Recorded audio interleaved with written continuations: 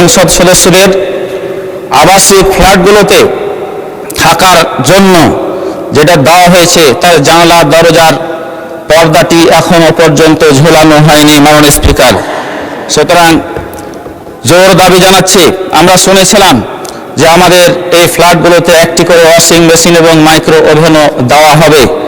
এই পর্দা, micro oven এবং ওয়াশিং মেশিনগুলো আপনার মাধ্যমে পাওয়ার জোর দাবি জানাচ্ছি।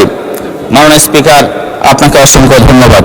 আগামীতে যদি ওনার পর্দার মাইক্রোওয়েভ লাগে, আমি আমার তরফ থেকে ওনাকে একটা মাইক্রোওয়েভ দিতে চাই এবং আমি প্রধানমন্ত্রীকে রিকোয়েস্ট করতে চাই যদি ওয়াশিং মেশিনটা উনি দেয়, এবং হোম মিনিস্টার থাকলে আমি বলতাম যে উনি পর্দাটা যদি কিনে দিয়ে ওনার সংসারটা আমরা গোছায় দিতে পারতাম। আমরা কিন্তু মেম্বার অফ পার্লামেন্ট ছাড়াও we are the ambassadors of the parliament.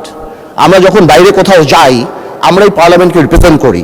মাননীয় স্পিকার, কালকে এটা পরশুদিন পার্লামেন্ট থেকে যাওয়ার পরে আমি অনেক টেলিফোন পাই এবং সেখানে আমি ডিফেন্ড করার চেষ্টা করি, এবং ডেইলি স্টার নিউজ করে Jamaat MP demands washing machine, microwaves and curtains. এটা আমাকে অনেক লজ্জা দেয় এবং আমি মনে করি এই পার্লামেন্টকে অনেক লজ্জা দেয় যে একটা মেম্বার অফ পার্লামেন্ট এখানে দাঁড়িয়ে যেখানে জনগণের কথা বলবে, যেখানে বিভিন্ন জনগণের দাবির কথা বলবে, সেখানে একজন মেম্বার অফ পার্লামেন্ট দাঁড়িয়ে উনি ওয়াশিং মেশিন পেল না, মাইক্রোওয়েভ পেল না, কার্টেন পেল, সেই ব্যাপারে দাঁড়িয়ে কথা বলবে। যেখানে আবার বলা হয় যে আমরা গাড়ি নিব না, আমরা প্লট নিব না এই ব্যাপারে, তাহলে আমার কাছে মনে হয় মাননীয় স্পিকার যে আসলেই যদি গাড়ি আর প্লট যখন ওনারা বাদ দিল তখন ওনাদের বুকের উপরে কত বড় পাথর চাপা দিয়ে বাদ দিতে হলো যে মাইক্রোওয়েভ আর ওয়াশিং মেশিনের জন্য এই পার্লামেন্টে দাঁড়িয়ে কথা বলতে হচ্ছে।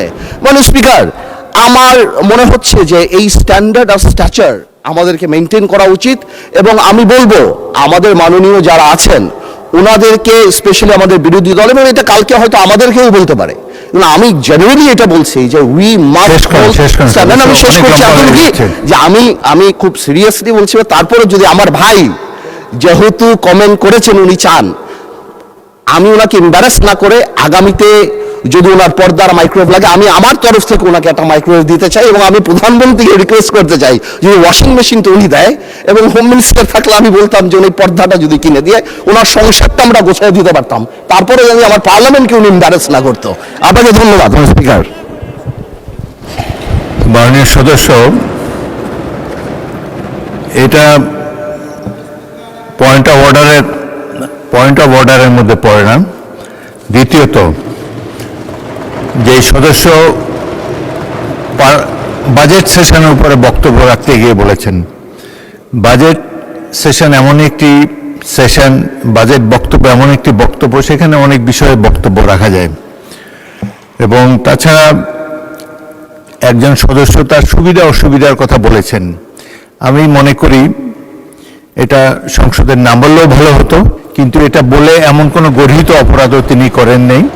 আমাদের হাউস কমিটি আছে, সেখানে আমরা সংসদ সদস্যদেরকে আসবাবপত্র ইত্যাদি আমরা দিয়ে থাকি।